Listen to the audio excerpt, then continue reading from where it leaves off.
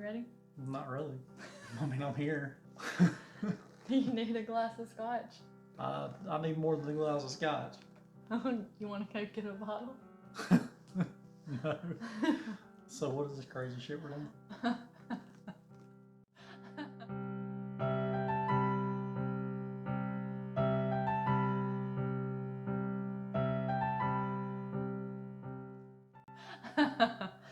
Okay. Hello, dog. Well, first we gotta do the intro. No, you have to do the intro. Okay.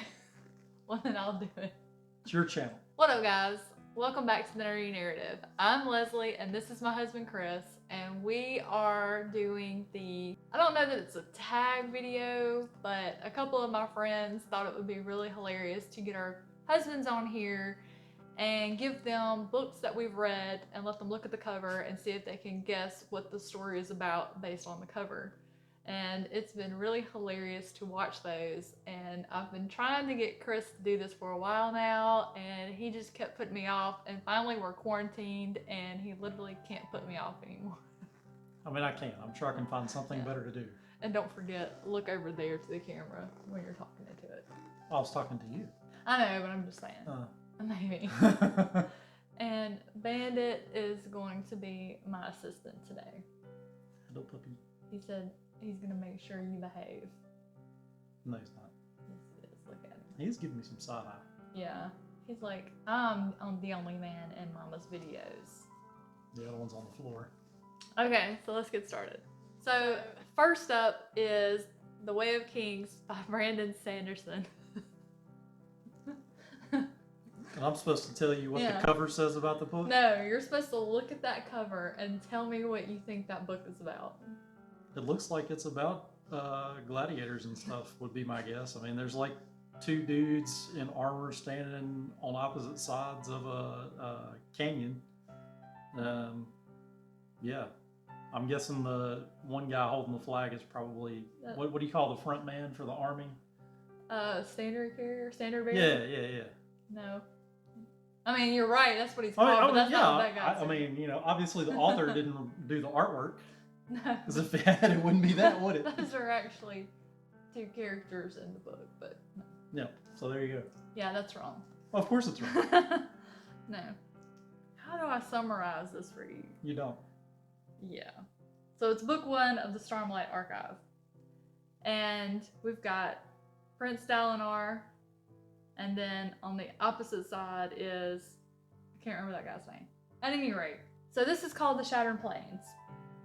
And It's you not have, the Grand Canyon? no, you have all the different high princes and the king are out there battling the Parshendi, who is a group of Parshmen that are very smart. The Parshmen are what they use for their slaves. But the Parshendi are very smart, they're warriors, and they are battling the high princes for these big shell things.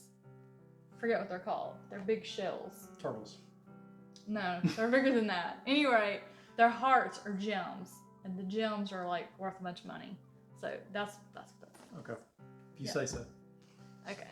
Next up, Salt and Storm by Kendall Culper, and this is the one I'm about to finish today. This is about a woman deep in thought at the end of a pier in the middle of a hurricane because she's not smart enough to evacuate. I mean, look, there's lightning, there's huge waves crashing, Okay. and she's just standing there like, hey, look at this. She is a witch. She is the Roe Witch, and the Roe Witch is responsible for bringing about the safety. Well, okay. So she created the storm. Yes, she's controlling the storm. She lives on an island called Prince Island, and the Roe Witch is responsible for keeping the island safe. Yep. And she is not the witch. Her grandmother's the witch. She's supposed to be the witch, but her mom kidnaps her and doesn't show her how to unlock her magic to become the Roe Witch. And drama, madness, and mayhem ensue. I mean, you're kind of accurate about the hurricane. Because she does. So she's standing in the middle of a hurricane. She was too dumb to evacuate? No, I mean she's the cause of it. She doesn't need to. But in the scene, she does what's called tying the wind, and the spell is she ties 3 knots in a rope. If you untie and they normally the witch would give this to captains of the ship to control winds for if they die down because they couldn't sail with no wind. So if you untied the first knot, it was a soft breeze. If you untied the second knot, it was a little bit stronger trade breeze. And if you untied the third one, that was hurricane force winds. So that's a pretty big leap from a better wind to a hurricane. What happened to the stuff in between? Maybe that's in book 2. I mean, I feel like there should be at least 10 knots on that road. So next up is A Knight in Shining Armor by Jude Deveraux, which is one of my favorites of all time. Where's the knight? There's no knight. He probably had gone back in time. So this is the Notebook? No, like time travel, not memories, like the Notebook. I don't know. We've got another woman deep in thought, and she's standing in the middle of a field. I don't know. Well, not really a field. I mean, she's on, I guess, a dirt path sidewalk thing. But okay, so you're giving me the Notebook. No. So poor Douglas. She's like the tail end of all the family jokes of the Montgomery family, who's a very, very rich family that Jude Deveraux writes about. And she just keeps dating the wrong guys. And so she finally found one that she was proud to introduce to her family. And he has her plan this elaborate trip to Europe. And it turns out he's a serial killer. No. And she thinks he's going to propose. At any rate, the guy's a jerk. And he's like, I've got a really big surprise for you when we get to the airport. Turns out it's his 13-year-old brat of a daughter, Gloria. That she's never met. No, she's met her. And the girl's a brat, and she's always giving her a hard time, and so that just like ruins it. Well, whole lots of things happen, and the guy she's dating, Robert, and his stupid brat of a daughter, Gloria, basically take her purse and abandon her at this church that they were touring. She's very heartbroken, she's upset, she's crying, she's at a tomb of an earl named Nicholas Stafford. Well, all of a sudden, he appears before her, and turns out he could hear her crying through time. He came to the future, and they determined it was so they could figure out together who framed him, because the queen was going to execute him in 3 days back in his time. So as they go about doing that, they fall in love. Well, they have sex, he goes back to his own time. So she's back at the tomb of the church again. She's crying, she's heartbroken, and she prays to God. She's like, please let me go back. And so when she looks at the history books, history had not changed. Like, even though they found out who framed Nicholas, that knowledge when he went back in time obviously wasn't enough to save him. So he still gets executed. So she's just heartbroken. Well, next thing you know, the light twinkles in the church. She goes back in time. And it's like before all the stuff happened where the queen is going to execute him. And so she determines she was sent back in time to finish what they started and undo all the stuff that leads to his betrayal. And it's a very sad ending. You're not selling me on this book. It's a very sad ending because they fall in love, and she goes back to her time once they have sex, and she's heartbroken, but it has a good ending. It has a happy ending. Okay, this is my second favorite book I've read this year. The Way of Kings was my first. The one where you said the two dudes were fighting over the Grand Canyon. This is my second favorite. Well, I didn't say it was the Grand Canyon. I said it was a canyon. Whatever.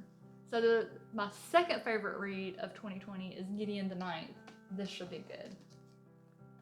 This dude's totally a serial killer. Okay, first of all, that's not a dude. Whatever. That is gender discrimination.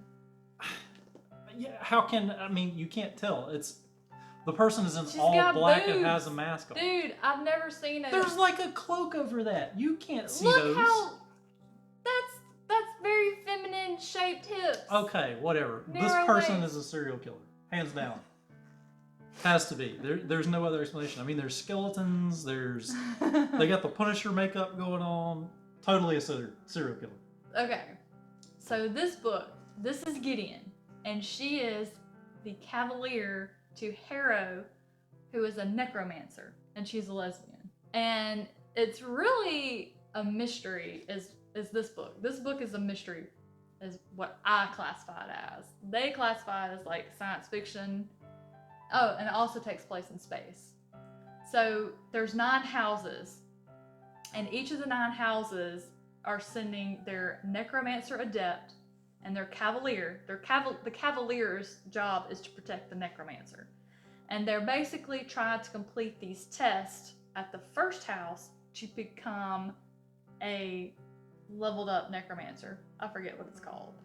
So it's basically a contest between the 9 houses. Well, all of a sudden, people start dying. And so it's Game of Thrones in space. So the 9th house, their job is to protect the locked tomb. And that's why they wear the makeup that looks like the skulls. But she also has on aviators, because she's just badass. Aviators in space where there's no sunshine. Oh, but the first house has sunshine on that planet. That's why she wears them, because her planet's all dark. She wears sunglasses at night? She does. No. What did you tell you? The first house You said has her sunshine. planet was dark, and she wears doesn't sunglasses wear on them her on planet. her planet. She's on the first house's planet. Okay, next up, Round Ireland with the Fridge by Tony Hawks. Oh, that's easy. We're drinking around the world in this one. No. What? So, Tony Hawks gets drunk with his best friend. Wait, is this the Tony Hawk? No. Oh, This is a comedian. oh So, man. him and his mate get drunk in a bar and they make a bet. Well, he loses the bet, and what he's supposed to do is walk around the circumference of Ireland. No, not walk. My bad. I always say walk. He is supposed to hitchhike his way around the circumference of Ireland toting a mini fridge. Like, he's got it on a dolly, but that's the whole gig. And so he's hilarious. He's a comedian. That's his job. That's what he does, like, for real. And so as he's going around, like, word of him coming spreads, and just all of the hijinks that ensue. And he goes around from, basically he does a pub crawl, because it seems that's where he's always going, is different pubs. It's hilarious. But no, we're not drinking around Ireland. I was waiting for like the zombies in the end of the world and the Shaun of the Dead, and it just totally let me down. Wow, you just took that there. Okay. Next up, Blind Sympathy by Roberta Bombonato. I've seen this cover. I've even heard your review, and I couldn't tell you what it's about because I've already forgotten. Look at it good. It's got all kind of material. So I'm guessing there are some demons that are haunting this woman on the bed here, and the dog is her protector. How close am I? Very close, actually. It's an accurate book cover. Yes! Thank you! She actually caught some flack about this cover, but this cover is a spot-on visualization of the scene that she writes. I mean, it's a little dark. That's the only thing I would maybe like lighten up a bit. So this is one of the main characters, Vafara, and the demon is Israfel and her dog Cooper. And so yes, she's blind. She can't see him. Like, she can sense that somebody's there. And so Cooper doesn't like him because, you know, hello, puppy. He's a demon. But it's a really good love story. Basically, that love is blind. Like, she can't see that he's a demon.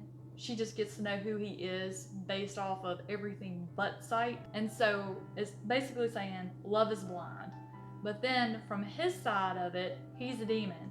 And what he's supposed to do is demonic possession of a pure soul. So he's supposed to possess her in order to graduate and move up a level in hell. She can't see him to be revolted by his appearance, and he can't understand why someone like her would like him. While he was born a demon and he was supposed to do demon things, that's not what he wanted to do. Like, he likes arts and whittling wood and all this stuff, and like, his parents hate it when he does all that. And so she learns how to love somebody without seeing them, and he learns that being born a certain way doesn't mean he has to stay that way. And him and Cooper get to be good friends. My puppy feels neglected. My puppy's snoring. He has moved up as close as he can get. This one was sitting here just looking up at you holding that book about fall over asleep. Next up, another all-time favorite, Redeeming Love by Francine Rivers. So now we've got the Notebook 3.0. No! I don't know. I mean, you can't tell what these are about. There's another single person on the front of a book cover, and I mean, this tells me nothing about this book. She's a whore. Tells me nothing about the book. I mean, you would never know that looking at her. She is a prostitute for real. Like, but she was sold into prostitution at 8 years old. Like, she had. That has to be. She didn't choose it. What, early 1900s? Yes, and it's basically the story of she has built so many walls up around who she is, and she just really has decided she wants to die because she can't seem to get herself out of prostitution.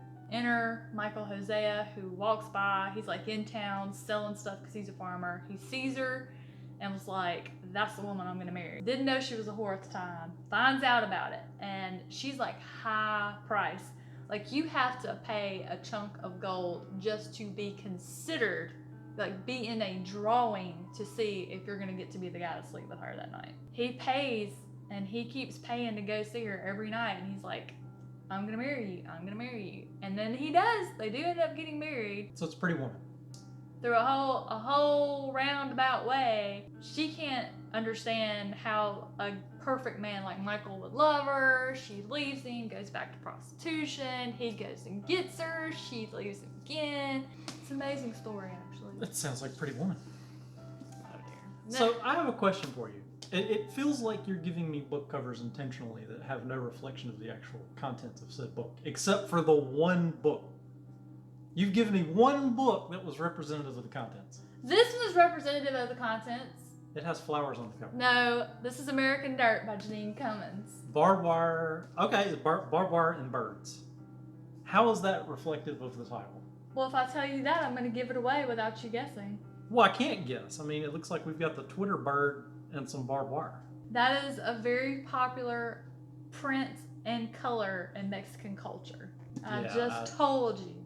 Would never have guessed that. Barbed wire, and the title is American Dirt. I mean, what do you think? I mean, I don't know. Are we talking about somebody trying to cross the border? Yes. Ah, okay. Very good book. Very good book. You know, what our news station want us to know about migrants is that they're a huge pack of people who get together in a huge group and go and beg for. They steal my benefits and my health care and. Well, that's what American people say. That's what the media tells you. Right. Yeah. But this tells you the story from the migrant's perspective. It basically gives a face and a name and it individualizes migrants. Like, they're not coming over here because they want to. No, they want a better life. Yeah, they don't want to. It's not that they want to take anything away from us. It's like in this book. So it's a husband, wife, and son. The husband is a journalist, which. I don't know if you know this, but that is the most dangerous position you can have in Mexico. And so he writes a little bit of an expose about the latest jefe of a big cartel. And as a result, the jefe's daughter, who literally had no idea he was a drug lord, cartel lord, finds out, she gets pissed, and she kills herself. Ooh. As a result, he gets mad, and he has the entire family, all 16 members, but the wife and their son, they happen to avoid getting killed, but the other 16 members of the family were murdered. She and the son are trying to get out of Mexico to save their lives, basically. That's exactly what the story is. Very controversial. There's a lot of hate going on. Yeah, it's a polarizing topic. Okay, another really good book I read this year, The 10,000 Doors of January by Alex E. Haro. And I'm gonna tell you one little thing about this book. There's a world there that if it's an important event, you get it tattooed on you. So it's like life. I thought it was awesome. So we got flowers, we got some keys. Is that supposed to be? That's a doorknob, right? Yes. Yeah, it's a doorknob with a trim plate. Yes. Yeah. I like how he's laying half on my lap and half on my yours. lap. He decided he was going to bridge the gap. I don't even think you can. No, No, you can't see. No, you can never see him when he's laying Yep. down. You can just hear him snoring in the background. Look at he's shedding a whole other dog. So I couldn't possibly tell you what this book is about. This is another one of those covers where it's like. But do you ever take into account the title? Yes, but I mean, so I would never be able to figure out what this book is about just based on the cover alone. Okay. Which I'm sure is why they do this on the back and the blurb on the inside and all that. I mean, I get that, but well, I would say, how many of these have we done? 10? No, not quite. But I will tell So you. out of all the ones we've done, one of them, and the cover indicated what the book was about. And that's a good point, because when I review a book, I do what I call judging it by its cover. Yeah. And after I've read the book, I go back and I say, okay, I've read the book, I've read the synopsis. Yep. Does this cover does it match up? No. And most oftentimes, no. No, the answer's always no. But my second thing about it is it interesting enough for me to be curious enough to pick it up and look at it? I can answer that. No. And that's what I said about it. I mean, I was like, the cover, no. The book itself, no. The synopsis, no.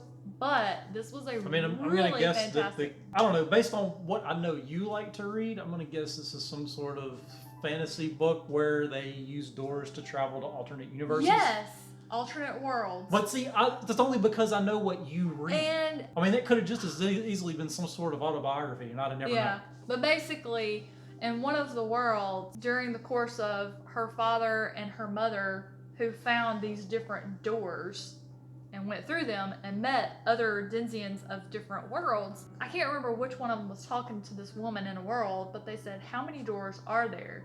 And she said 10,000.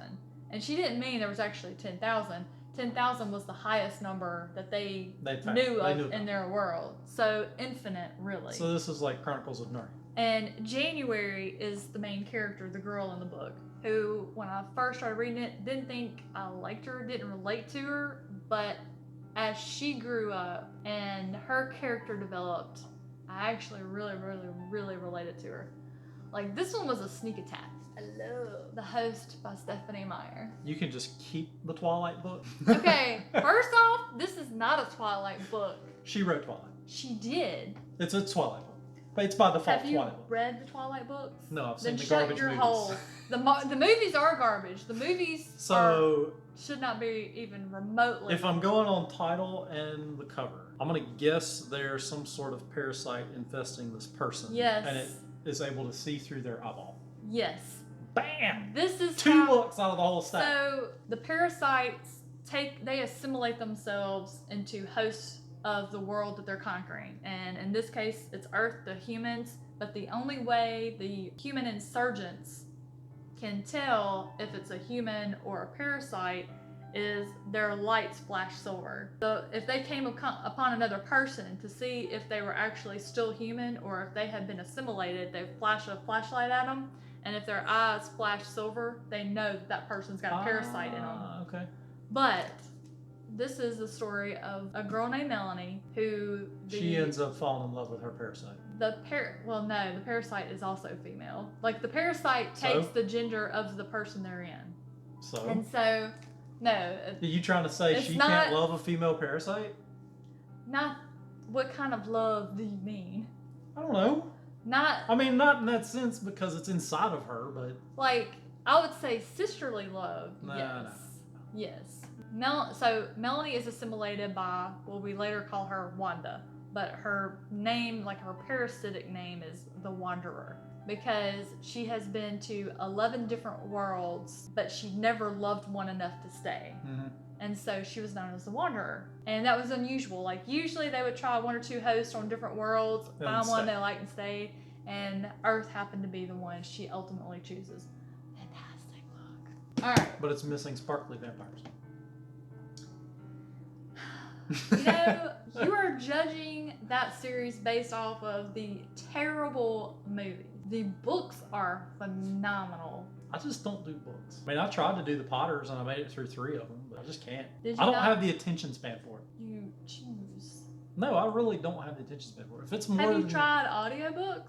Yeah, that's how I did the Potters. Oh. I made it through 3 books and was like, all right, this is taking way too long. But you can listen to YouTube videos and well, it's because but that's because they're in short bursts, right? I mean, like, music is 5 minutes and it's done, and then you're on to the next one. They can be good, just not my thing. It's like articles. I'll read articles all day long, as long as they're not over like 15 pages. I think what I'm going to do, I'm going to start doing this once a month. After I read all the books I'm going to read for the month, and be like, all right, guess the story based on the title. No, absolutely not. This is your one and done. No, you need to do at least one a year. No, absolutely not. You're gonna have to be more creative. You get one. Bandit says no. He won't Milo says no. He's over there in the chair. Milo is snuggling by himself, happier than a pig and shit. He's just glad he got the chair without having to fight for it. Alright guys, that's going to be a wrap for this video. Thank you for watching. Hope you enjoyed it. If you want more of Chris and guessing the plot of the story by looking at the cover. Smash that like button. No, I'm just kidding. Yes. It's got to be 10,000 likes or I'm not coming back. We're going to have to be... At least I know I got a few years for the channel to grow. I'm going to need some help with this one, guys. Share, like, retweet, repost, do whatever you have to do. Y'all have a fantastic rest of your day, and we'll see you soon.